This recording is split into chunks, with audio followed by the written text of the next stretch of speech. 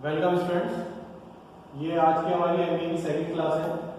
ठीक है, और जो आपका पहला सब्जेक्ट है आपके फाइनेंस का, देखिए हमारे पास इस बार दो सब्जेक्ट हैं आपके सेकंड ईयर में फाइनेंस के लिए। एक तो MBFM 01 है और एक MBFM 02 है। तो 01 जो है वो है आपका investment analysis and portfolio management, और जो आपका 02 है वो है हमारा tax planning and management. Okay, तो टैक्स प्लानिंग एंड मैनेजमेंट है।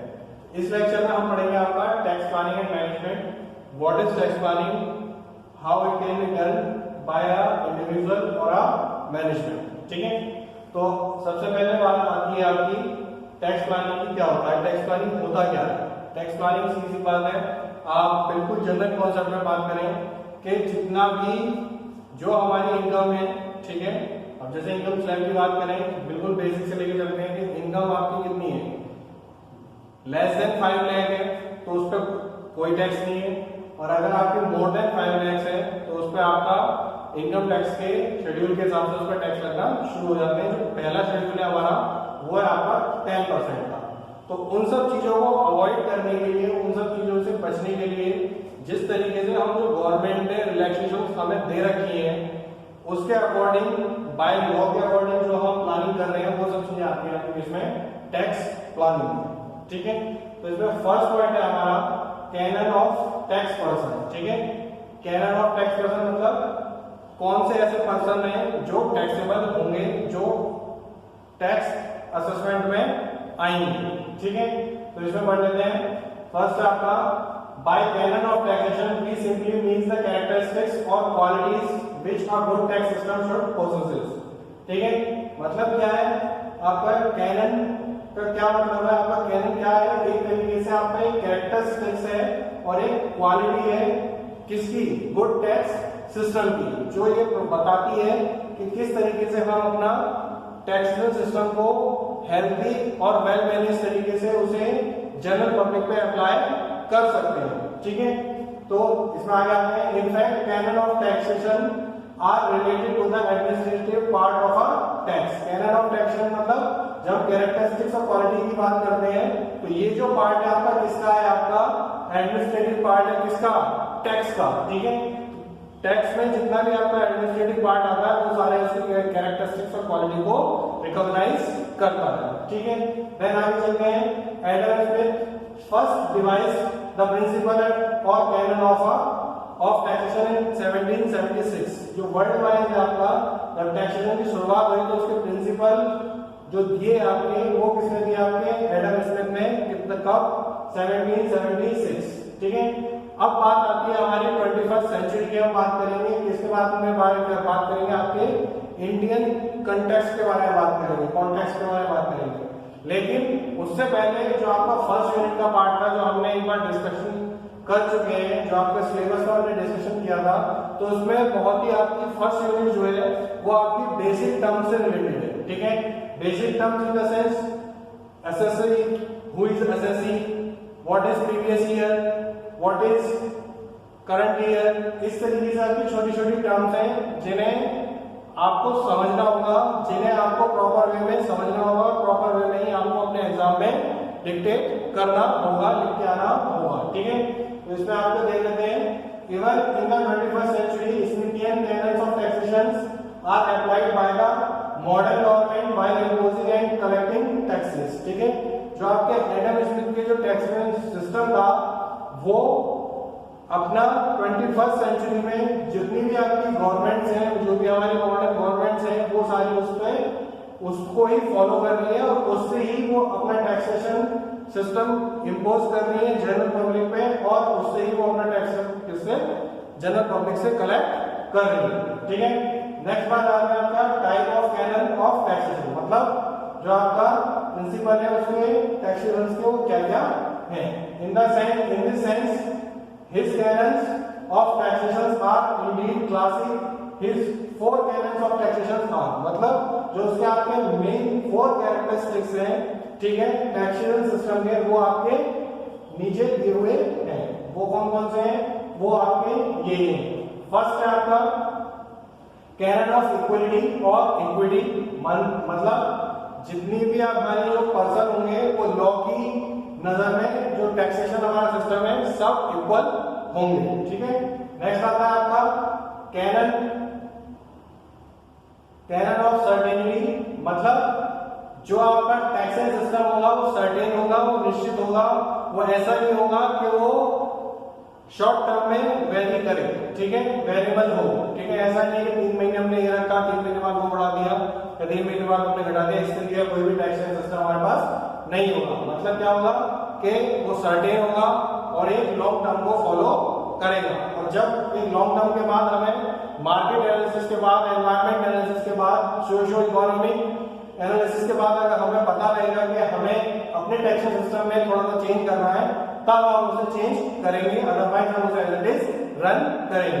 ठीक है, नेक्स्ट आता है आपका कैनन ऑफ इकोनॉमी, इकोनॉमी को कंसीडर करते हुए। ठीक है, नेक्स्ट आता है आपका कैनन ऑफ कन्वीनियंस। ठीक है, किस तरीके के पास हमारा जो टैक्सेशन रिकॉर्डिंग सिस्टम है वो किस तरीके का है, किस तरीकों से हमें कन्वीनियंस फील हो रहा है, जो हमारी जो बॉडी है, टैक्सेशन बॉडी है आपकी, वो किस तरीके से उसे रन कर पा रही है, कितनी इफिशिएंटली रन कर पा रही है, वो सारी चीजें आपकी किस में आती हैं, कैनन ऑफ कन्वीनियंस में। ठीक है, अब जो दूसरा पार्ट आता है वो आता है आपका modern economist have added more in the list of canon of taxation. जो मॉडर्न इकोनॉमिस्ट थे उन्होंने भी कुछ अपने टैक्सेशन सिस्टम इसमें ऐड करे। ठीक है, तो इसमें फर्स्ट आएगा आपका canon of productivity, canon of elasticity, canon of simplicity.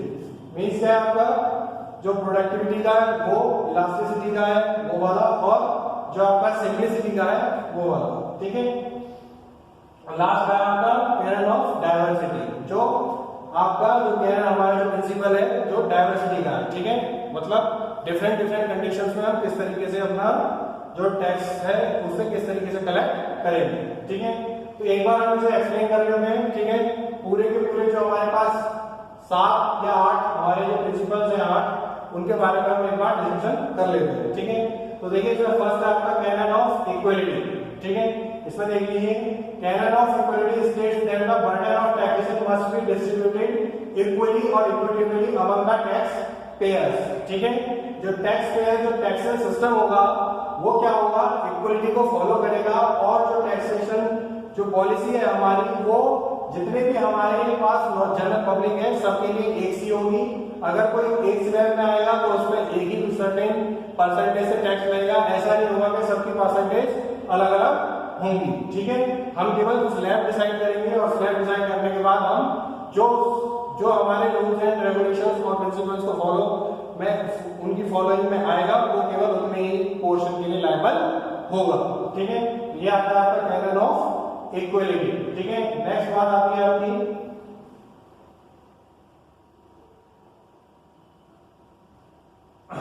Cannon of certainty. Certainty means the tax which an individual has to pay should be certain and not arbitrary. ठीक है, जो टैक्स होगा इंडिविजुअल का वो certain होगा और ऐसा कुछ नहीं होगा, आर्बिट्रेरी सिस्टम नहीं होगा। आर्बिट्रेरी सिस्टम मींस कि आप नेगोशिएशंस कर रहे हैं। ठीक है, अगर वो नहीं दे पा रहा तो आपने एक पर्सन से तो पूरा टैक्स वसूल लिया और दूसरे पर्सन से वो आनाकानी कर रहा है तो आपने क्या काम किया कि उससे जितना वो दे रहा है वो वसूल कर लिया। ठीक है, इस तरीके से नहीं होगा। जो आपकी सर्टेनिटी है, जो हमारी पॉलिसी है, पूरी की पूरी एक ही पॉलिसी फॉलो होगी। ठीक है, इसमें आगे देखिए according to Adam Smith the time of payment, the manner of payment, the quantity to be paid, that is tax liability, or all to be clear and plain to the contributor and to everyone. ठीक है, जो आपका time है payment का, जो manner है payment का, जो क्वांटिटी है पेमेंट की, जो टैक्स लायबिलिटी है, जो और सारी चीजें हैं वो सारी आपको एवरीवन जो कंट्रीब्यूटर है और कंट्रीब्यूटर के साथ साथ सबको क्लियर होगी, सर्टेन होगी, सबको पता होगा कि कितने टाइम बाद हमें कितना टैक्स देना है इस रूल के अकॉर्डिंग। ठीक है, नेक्स्ट आता है कैनन ऑफ इकोनॉमी। इसमें देखिए ये क्या कह रहा है, this canon and this principle implies that the cost of collecting a tax should be as minimum as possible. ठीक है, जो आपकी cost of collecting a tax मतलब जो भी आप कलेक्शन कर रहे हैं टैक्स का और जिन वेज से जिन पर्संस के थ्रू आप कलेक्शन करवा रहे हैं वो उनकी कॉस्ट आपकी क्या है, मिनिमम होनी चाहिए। ठीक है, ऐसा नहीं होना चाहिए कि जितना हमारे पास कलेक्शन आ रहा है उससे ज्यादा हम कॉस्ट किसकी बियर कर रहे हैं, अपने कलेक्शन सिस्टम की।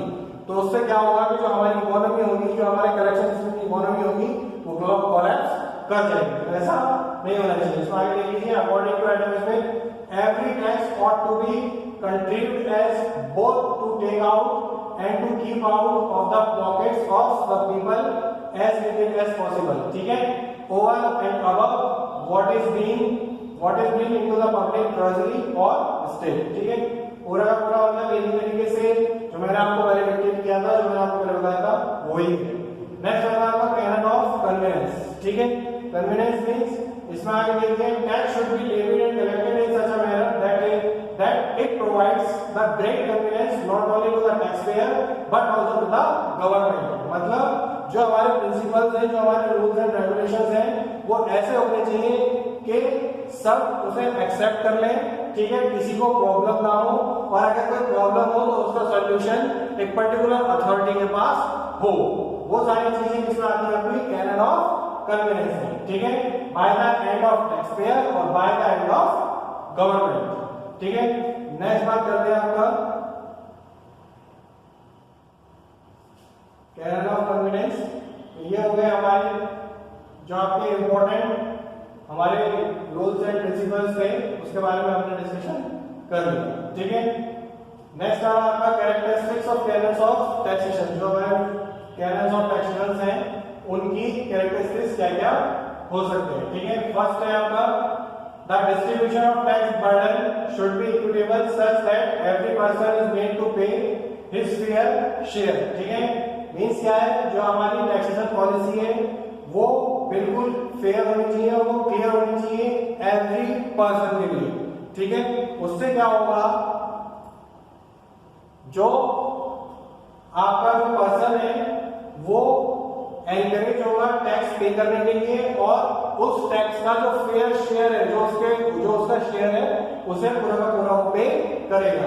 This is known as the fairness criterion which focuses on two principles. ठीक है, जो आपका दो प्रिंसिपल से फोकस कर रहा है, हॉरिजॉन्टल इक्विटी, ठीक है, और vertical equity. Horizontal equal should pay equal taxes. ठीक है, जो हमारे रूल हैं, जो एक रूल में आ गया तो सारे, और उस रूल के अंदर जितने भी पर्सन आए वो सारे उसी रूल के अकॉर्डिंग टैक्स पे करेंगे। दूसरा vertical equity, unequal should pay unequal taxes, और जो हमारे अनइक्वल टैक्स पेयर है, ठीक है, वो आपके अनइक्वल टैक्स पे करेंगे। ठीक है, जो हमारे रूल्स बने हुए हैं, शुरू के 5 से 10 लाख वाला क्या करेगा 10%, 10 से 15 लाख वाला क्या करेगा 20%, और 15 से ऊपर वाला क्या करेगा 30%। ठीक है, तो उस तरीके से वो आपका क्या करेगा, टैक्स इस तरीके से वो पे करेंगे। ठीक है, नेक्स्ट आता है आपका second point, but equity must not hamper productive efficiency such that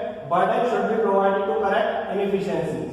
ठीक है, इसमें कुछ ऐसा है नहीं कि जो आपकी जो इक्विटी है वो आपकी जो प्रोडक्टिविटी है उसे इन्फ्लुएंस नहीं करनी चाहिए, और उसकी वजह से जो हमारा प्रोडक्शन है वो और जो प्रोडक्टिविटी है हमारी वो इनएफिशिएंट नहीं होनी चाहिए। नेक्स्ट आता है आपका the two other criteria, flexibility, transparency.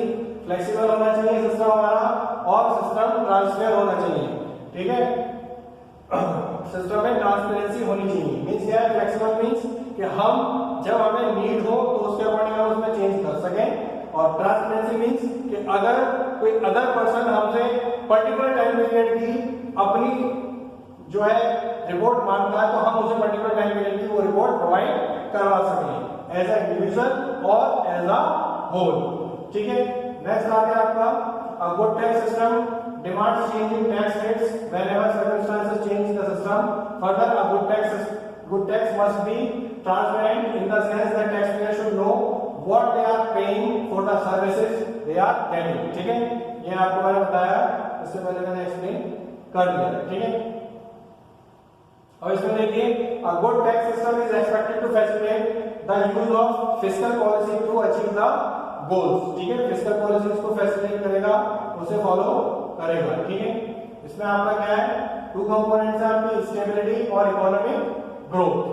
ठीक, नेक्स्ट आता है आपका from the above discussion it follows the taxation serves the following purposes, मतलब टैक्सेशन सिस्टम क्या कर रहा है, आपके टैक्सेशन सिस्टम के जो पर्पसेस है, जिन पर्पसेस के लिए हमने टैक्स को पूरे के पूरे कंट्री में अप्लाई किया है, वो पर्पसेस क्या क्या हो सकते हैं, ठीक है।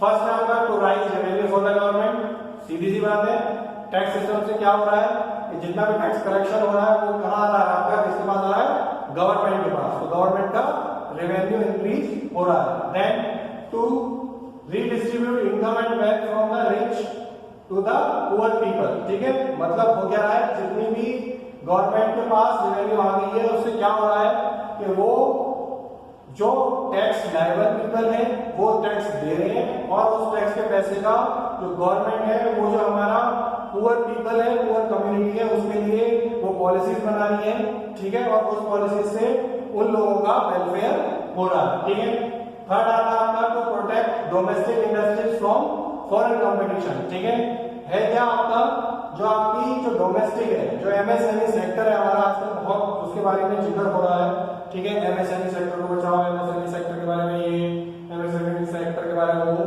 तो एमएसएमई सेक्टर्स के लिए जितनी भी पॉलिसीज आती है, जितनी भी फंडिंग हो रही है, वो भी किससे हो रही है, अपने टैक्सेशन सिस्टम से होती है, और उससे क्या हो रहा है कि जो हमारा एमएसएमई सेक्टर है वो किसे, जो हमारा फॉरेन कंपटीशन है उसे, फॉरेन कंपटीटर है उसे कम्पीट कर पा रहा है। अब ऐसा नहीं है कि हम खिलौने भी चीन से मंगाना शुरू कर दें, ठीक है, इतनी बड़ी बात नहीं होती है खिलौने भी हम चीन से मंगाएं, खिलौने भी हम हमारे यहाँ बना सकते हैं। तो अपनी उस खिलौने की जो इंडस्ट्री है उसे प्रोटेक्ट करने के लिए क्या है, ये जो हमारा प्राइस वेरिएशन है, ठीक है, जो प्राइस चाइना हमारे यहाँ इंपोर्ट कर रहा है उस प्राइस में और जो हमारे यहाँ मैन्युफैक्चरिंग हो रही है उस प्राइस में कितना वेरिएंस है, और उस वेरिएंस को हम किस तरीके से कम कर सकते हैं, वो भी चीज किसमें आ रही है, आपकी टैक्सेशन पॉलिसी में आती है, ठीक है। नेक्स्ट आती है टू प्रमोट सोशल वेलफेयर, सीधी सी बात है, जितनी भी आपकी स्कीम बन रही है, चाहे वो पीडीएस स्कीम है, ठीक है, पब्लिक डिस्ट्रीब्यूशन स्कीम जिसमें राशन बांटा जा रहा है, तो आप सपोज करिए, आप देखिए बिल्कुल प्रैक्टिकल चीज है कि 22 या 25 रुपए किलो का चावल या 26 रुपए किलो का गेहूं जो आपका पीडीएस सिस्टम है वो 2 रुपए किलो में बिक रहा है, ठीक है, जो 2 रुपए किलो में वो दिया जा रहा है अपने को, तो वो कहां से आ रहा है, वो भी किससे आ रहा है, आपका टैक्सेशन से जो रेवेन्यू कलेक्शन हो रहा है उस रेवेन्यू का ही वहां यूज किया जा रहा है, ठीक है। देखिए ये हो गए हमारे क्या, एक तरीके से जितने भी हमारे प्रिंसिपल्स थे, जो हमारा टैक्सेशन सिस्टम है उसके बारे में हमने डिस्कशन कर लिया इसमें। अब आते हैं जो हमारे सिंपल जो पॉइंट्स थे कि व्हाट इज असेसी, ठीक है, असेसी मतलब कौन सा ऐसा पर्सन है जो टैक्स के लिए लायबल होगा, ठीक है। इसमें देखिए assessee is the person who liable to pay tax, interest और penalty under the income tax act and includes, ठीक है, मतलब असेसी कौन सा पर्सन है जो लायबल है किसके लिए, टैक्स देने के लिए, इंटरेस्ट देने के लिए, और अगर उसने टैक्स नहीं दिया है तो पेनल्टी देने के लिए भी वो लायबल है किसमें, इनकम टैक्स एक्ट के अंदर, ठीक है। तो इसमें क्या है, फर्स्ट पॉइंट आता है आपका every person in respect of whom any proceeding under this act has been taken for the assessment of his income और असेसमेंट ऑफ फ्रिंज बेनिफिट्स और of the income of any other person in respect of which he is assessable और of the loss sustained by him or by such other person or of the amount of refund due to him or to such other person, ठीक है। Means क्या है, SSC क्या है आपका, assessee every person in respect to whom any proceeding under this act, मतलब कि जो पर्सन इस एक्ट के अंदर आ रहा है, इस एक्ट की रूलिंग्स के अंदर आ रहा है, वो उसकी टर्म्स को फुलफिल कर रहा है, वो पर्सन क्या कहलाएगा, आपका एसएससी कहलाएगा, ठीक है। नेक्स्ट आता है आपका every person who is deemed to be an assessee under any provision of this act, अगर इस एक्ट के जो आपका इनकम टैक्स एक्ट है उसके किसी भी प्रोविजंस में, अदर प्रोविजंस में भी वो पर्सन आ रहा है, तो वो भी किसके लिए होगा, वो भी एसएससी होगा और वो भी टैक्स के लिए लायबल होगा, ठीक। नेक्स्ट आता है आपका every person who is deemed to be an assessee in default under any provision of this act, ठीक है। इस जो हमारा टैक्स है, आपका इनकम टैक्स एक्ट है, इस पूरे के पूरे एक्ट के अंदर कोई भी पर्सन उसकी किसी भी कंडीशन को अगर फुलफिल कर रहा है तो वो पर्सन भी इसमें आएगा, आपका एसएससी में आएगा, ठीक है। तो ये हो गया आपका क्या, असेसी आपको पता लग गया, ओवरव्यू में पता लग गया कि हु इज असेसी। ठीक है, असेसी मतलब वो पर्सन जो आपको जो टैक्स के दायरे में आ रहा है और जो टैक्स पेबल करेगा, जो टैक्स पे करेगा, और वो चीज आती है आपको इसमें असेसी के अंदर आती है। ठीक है, तो इसमें हमने फर्स्ट पढ़ा every person in respect of whom any proceeding under this act has been taken for the assessment of his income और असेसमेंट ऑफ फ्रेंड बेनिफिट्स। ठीक है, सेकंड हमने पढ़ा every person who is deemed to be an assessee under any provision of this act. ठीक है, any provision मतलब कोई भी प्रोविजन जो है, इसके अलावा भी जो हमारे स्पेसिफिक प्रोविजंस हैं, डिफरेंट प्रोविजंस हैं, उनके अंदर भी आ रहा है तो वो भी क्या होगा, टैक्सेबल पर्सन होगा, और वो भी क्या आएगा, एसएससी में। Every person who is deemed to be an assessee in default under any provision of this act, मतलब अगर कोई पर्सन जिसे जानकारी भी नहीं है, अगर वो भी फुलफिल कर रहा है कोई भी है, तो वो as a default as assessee बन जाएगा। ठीक है, नेक्स्ट आता है आपका इसमें ऑर्डिनरी एसएससी और नॉर्मल एसएससी। ठीक है, ऑर्डिनरी एसएससी और नॉर्मल एसएससी मींस जो नॉर्मल पर्सन हो, any person against whom some proceeding under this act are going on, it is immaterial whether any tax or other amount is payable by him। ठीक है, मतलब क्या है, अगर कोई पर्सन है, कोई भी पर्सन है और वो इस एक्ट की, जो हमारा इनकम टैक्स एक्ट है उसके अंदर आ रहा है, उसकी प्रोसीडिंग के अंदर आ रहा है, तो वो भी क्या होगा, आपका ऑर्डिनरी पर्सन होगा, वो भी यहाँ पर क्या होगा, नॉर्मल एसएससी में काउंट किया जाएगा। ठीक है, immaterial whether any tax or other amount is payable by him or not। ठीक है, नेक्स्ट आता है आपका any person who has sustained loss and has filed return loss under section 139। ठीक है, कोई भी पर्सन जो सस्टेन कर रहा है कोई भी लॉस और कोई भी रिटर्न को फाइल कर रहा है, इसमें अंडर सेक्शन 139(3) में, वो भी किसमें आएगा, आपका नॉर्मल एसएससी में। नेक्स्ट आता है आपका any person by whom some amount of interest paid or penalty is payable under this act। ठीक है, अंडर दिस एक्ट मतलब इस एक्ट के अंदर उसने कोई इंटरेस्ट पे किया है या कोई पेनल्टी पे करी है, तो वो पर्सन भी किसमें आएगा, आपका इस एक्ट के अंदर नॉर्मल एसएससी में वो आएगा। ठीक है, लास्ट है आपका any person who entitled to this act, कोई भी पर्सन जो इस एक्ट के अंदर एंटाइटल्ड है वो ऑटोमेटिकली नॉर्मल एसएससी में काउंट हम उसे करेंगे। ठीक है, तो ये चीज आती है हमारे इसमें असेसमेंट। ठीक है, असेसमेंट मींस आपका एसएससी। तो आज हमने इसमें डिस्कस कर लिया, आज हमने इसके प्रिंसिपल्स के बारे में डिस्कस किया, cannons of taxation of persons.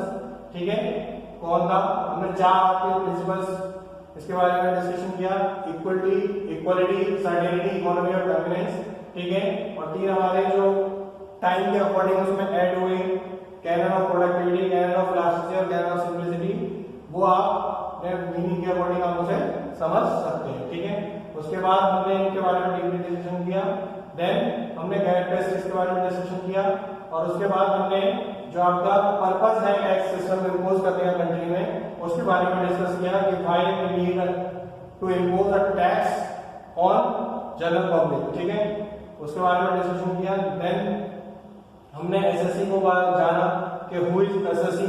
ठीक है, कौन कौन से पर्सन एसएससी में आते हैं, क्या क्या क्राइटेरिया होता है, वो सारी चीजें।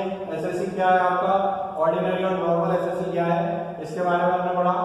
ठीक है, देन इसके बाद आता है हमारा डीम्ड एसएससी और रिप्रेजेंटेटिव एसएससी और एसएससी इन डिफॉल्ट। ठीक है, इसके बारे में हम आपकी नेक्स्ट क्लास में डिस्कशन करेंगे। आज के लिए केवल इतना ही रखेंगे। ठीक है, और रही बात आपकी नोट्स की, तो नोट्स आपको एज अ पीडीएफ जो हमारी फर्स्ट यूनिट कंप्लीट हो जाएगी तो वो आपको प्रोवाइड करवा दिए जाएंगे वीडियो के लिंक में। ठीक है, और विजिबिलिटी की ऐसी कोई दिक्कत वाली बात नहीं है, अगर विजिबिलिटी में कोई प्रॉब्लम है तो उसमें भी हम टाइम उसमें भी सुधार करेंगे। ठीक है, तो आज के लिए हम इतनी रखते हैं इस क्लास में, नेक्स्ट क्लास में मुलाकात होगी आपसे। तो आज हम अपना सेशन एंड कर रहे हैं। तो I hope you will understand the concept of taxation, characteristics of taxation और एसएससी। So thank you.